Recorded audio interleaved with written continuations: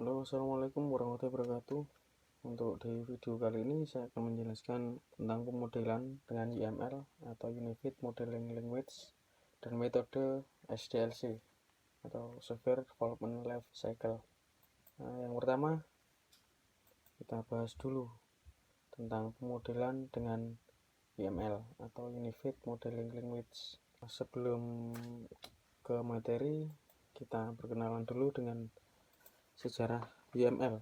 YML pada awalnya dikembangkan oleh 3 serangkai yang dikenal dengan julukan The Three Amigos, yaitu anggotanya adalah Grady Botch, Ivar Jacobson, dan Jim Ramba. Pada awalnya YML diberi nama dengan OOSE atau Object Oriented Software Engineering. Jadi ini adalah 3 ilmuannya. Selanjutnya untuk sejarah YML sendiri, kesadaran akan pentingnya metode pengembangan sistem mulai tumbuh pada akhir 1960-an dan awal 1970-an. Hal ini dilatar belakangi kegagalan yang sangat besar pada penerapan aplikasi EDP, Electronic Data Processing, untuk sistem-sistem besar, yang sebagian besar disebabkan oleh tidak adanya pengembangan sistem. Sampai dengan era 90-an metodologi pemodelan berorientasi objek telah bermunculan di dunia. Di antaranya adalah metodologi Botch, metodologi OOSE, metodologi MT, metodologi Schiller-Miller, metodologi Wishbrook, dan sebagainya. Masa itu terkenal dengan masa perang metodologi atau method war dalam pendesain berorientasi objek. Masing-masing metodologi membawa notasi sendiri-sendiri yang mengakibatkan timbul masalah baru apabila kita bekerja sama dengan perusahaan lain yang menggunakan metodologi yang berlainan. Selanjutnya, sejarah berikutnya dimulai pada bulan Oktober 1994. Botch, Romba, dan Jacobson yang telah merupakan tiga tokoh yang metodologinya banyak digunakan untuk mempelopori usaha penyatuan metodologi pendesainan berorientasi objek. Pada tahun 1995 dirilis draft pertama dari YML versi 0.8. Sejak tahun 1996 pengembangan tersebut dikoordinasikan oleh Object Management Group. Pada tahun 1997 muncul versi YML 1.1. Dan saat ini versi terbaru adalah versi 1.5 yang dirilis pada bulan Maret 2003. Botch, Ramba, dan Jacobson menyusun 3 buku serial tentang YML pada tahun 1999. Sejak saat itulah YML telah menjelma menjadi standar bahasa pemodelan untuk aplikasi berorientasi objek. Definisi YML sendiri adalah YML adalah sebuah bahasa untuk menentukan visualisasi, konstruksi, dan mendokumentasikan artefak atau bagian dari informasi yang digunakan dalam suatu proses pembuatan perangkat lunak, di mana artefak dapat berupa model, deskripsi, atau perangkat lunak dari sistem perangkat lunak, seperti pada pemodelan bisnis dan sistem non-perangkat lunak lainnya.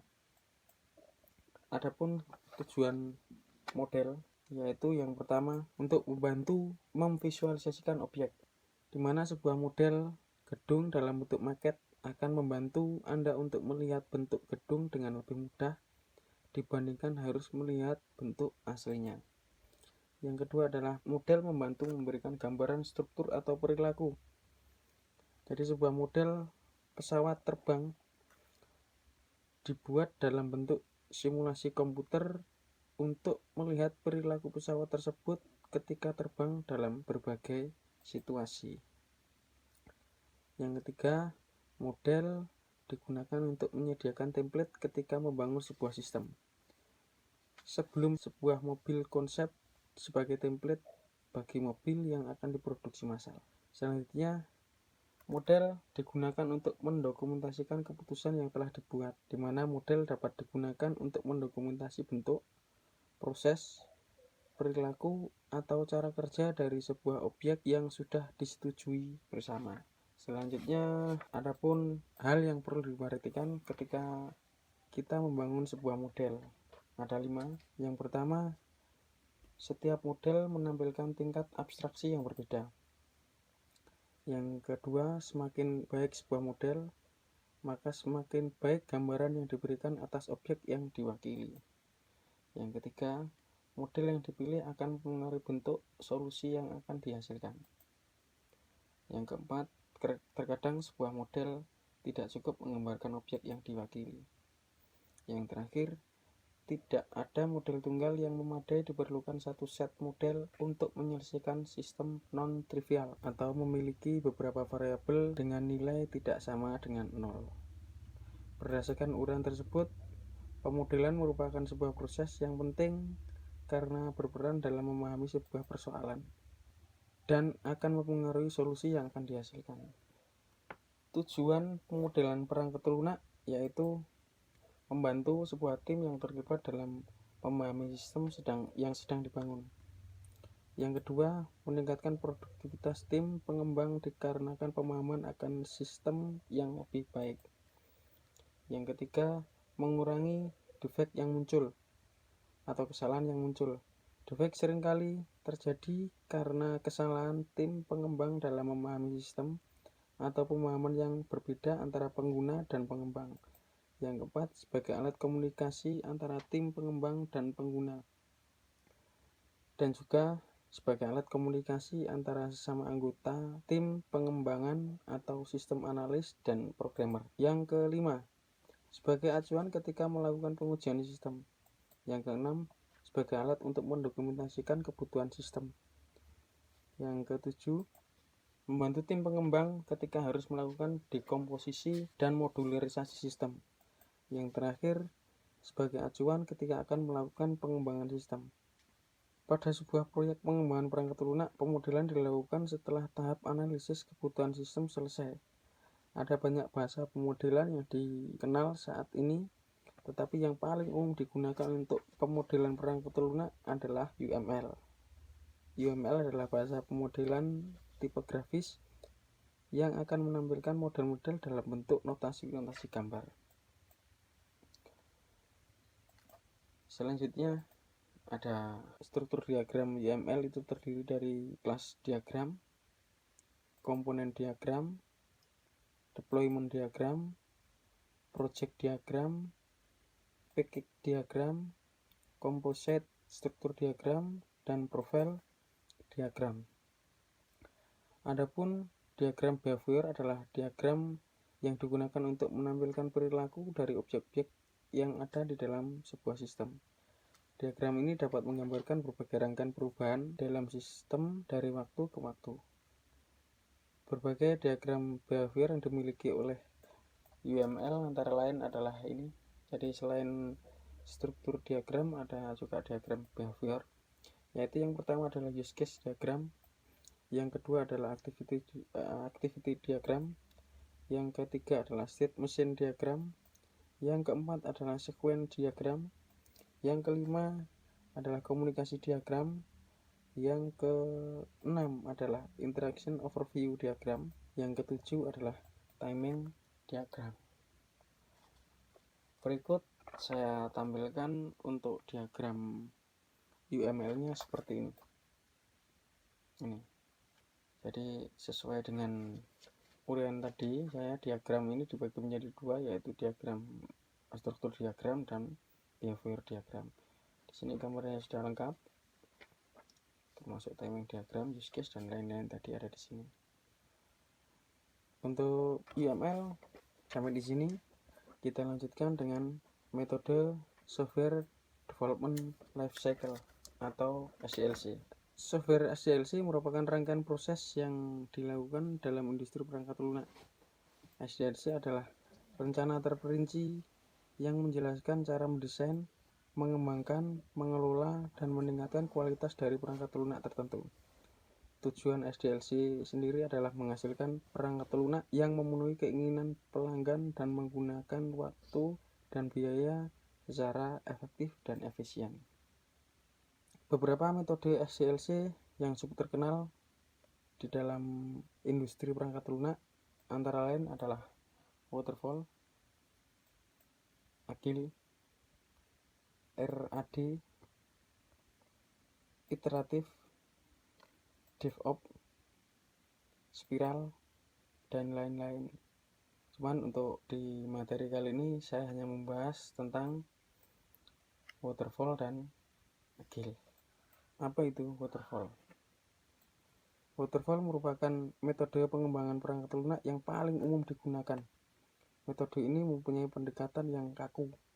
Setiap tahapan pengembangan harus diselesaikan secara keseluruhan sebelum melangkah pada tahap pengembangan berikutnya. Metode waterfall terdiri atas tahapan analisis kebutuhan, desain, implementasi, pengujian, dan pemeliharaan. Jika diperhatikan, ini tahapan akan dilakukan secara berurut, linear, mulai dari tahapan analisis kebutuhan sampai dengan pemeliharaan. Berikut saya tampilkan analisa kebutuhan di sini. Mulai dari analisa kebutuhan, desain, implementasi, pengujian, dan pemeliharaan. Metode ini selain waterfall juga sering disebut dengan air terjun. Jadi saya jelaskan satu-satu, mulai dari analisis kebutuhan, desain, implementasi, pengujian, dan pemeliharaan. Tahap yang pertama dulu, analisa kebutuhan. Metode waterfall mulai dengan tahapan mengumpulkan dan menganalisis kebutuhan sistem. Kebutuhan sistem tersebut harus diverifikasi dengan pengguna sebelum ditetapkan sebagai sebuah kebutuhan sistem. Semua kebutuhan sistem harus diidentifikasi dan dijelaskan secara detail dalam sebuah dokumentasi yang baik. Tahapan ini merupakan tahap pertama dalam sebuah pengembangan sistem dan merupakan tahapan yang paling penting dan krusial. Hal ini dikarenakan tahapan ini akan menentukan sistem seperti apa yang akan kita hasilkan dalam sebuah proyek pengembangan perangkat lunak. Yang kedua, tahapan desain. Tahapan berikutnya setelah tahapan analisis kebutuhan sistem adalah tahapan desain. Pada tahap ini, kebutuhan sistem diterjemahkan menjadi sebuah rencana pengembangan sistem dalam bentuk model. Model tersebut dapat dianggap sebagai sebuah blueprint dari perangkat lunak yang dikembangkan. Oleh sebab itu, model yang dibangun harus dapat dimengerti semua tim pengembang dan menyertakan detail-detail yang diperlukan.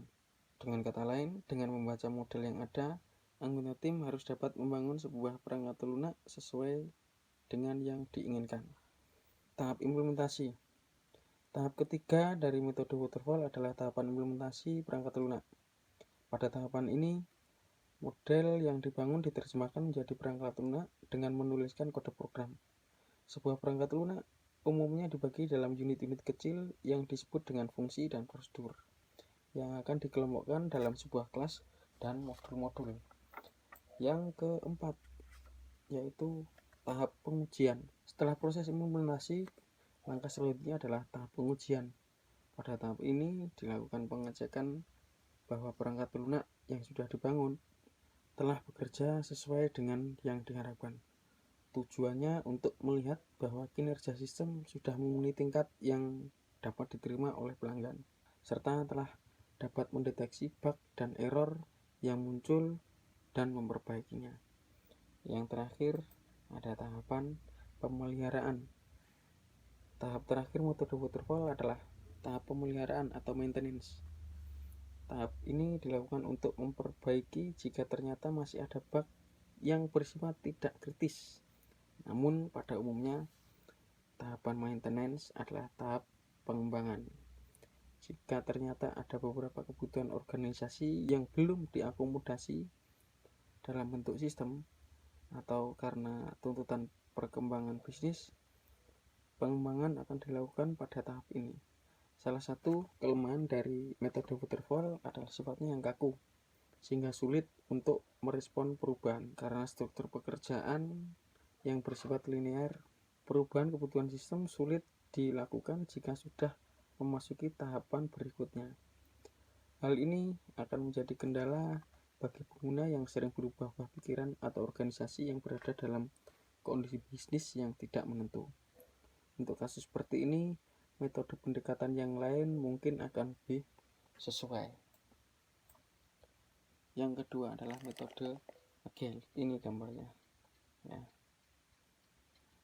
Pada metode waterfall Anda sudah dapat melihat bahwa tahap-tahap yang ada dalam sebuah proses pengembangan perangkat lunak terdiri atas tahapan analisis kebutuhan, desain, implementasi, pengujian, dan pemeliharaan. Semua tahapan ini dilakukan sekali. Ketika semua tahapan sudah dijalankan, proses pengembangan perangkat lunak sudah selesai. Dibandingkan dengan metode waterfall, metode agile merupakan pendekatan yang relatif baru dikenalkan. Berbeda dengan metode waterfall, metode agile menjalankan tahap-tahap tersebut secara berulang atau iteratif. Proses menjalankan satu putaran tahapan tersebut disebut dengan sprint. Pengembangan sistem dilakukan secara inkremental atau sedikit demi sedikit, sedangkan menjalankan tahap-tahap tersebut secara berulang.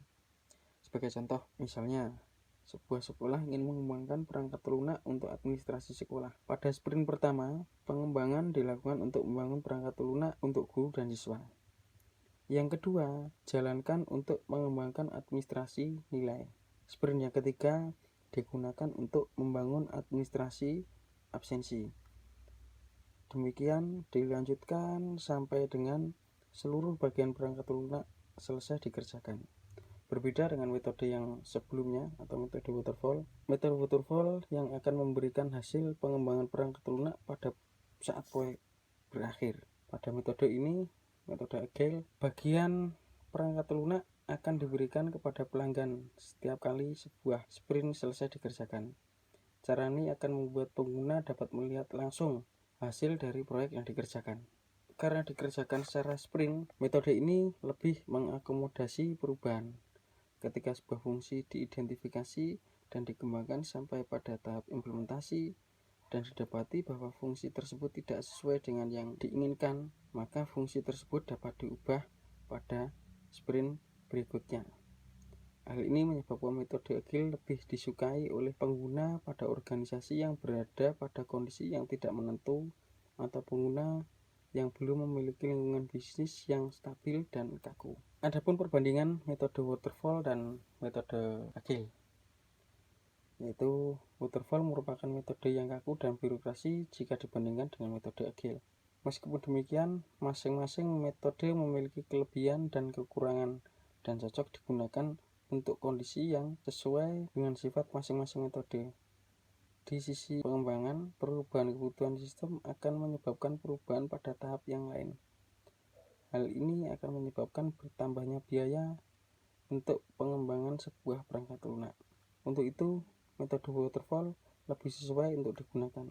Sebaliknya, pada sistem yang mempunyai kondisi lingkungan yang kurang menentu, yaitu kebutuhan sistem yang tidak dapat didefinisikan secara jelas dan tetap, penggunaan metode agile akan lebih sesuai karena dapat mengakomodir lingkungan dinamis yang ada. Oleh karena itu, ketika pengembangan perangkat lunak dilakukan untuk digunakan pada lingkungan yang semua sudah didefinisikan dengan jelas, yaitu pengguna dapat menentukan kebutuhan mereka secara jelas dan tidak berubah, pengembangan sistem menggunakan metode waterfall akan lebih tepat. Sebaliknya, jika sistem yang akan dibangun memiliki kondisi lingkungan yang dinamis dengan banyak ketidakmenentuan, metode agile akan lebih disarankan. Terima kasih untuk video kali ini. Saya akhiri. Semoga bermanfaat. Akhirul kalam. Wassalamualaikum warahmatullahi wabarakatuh.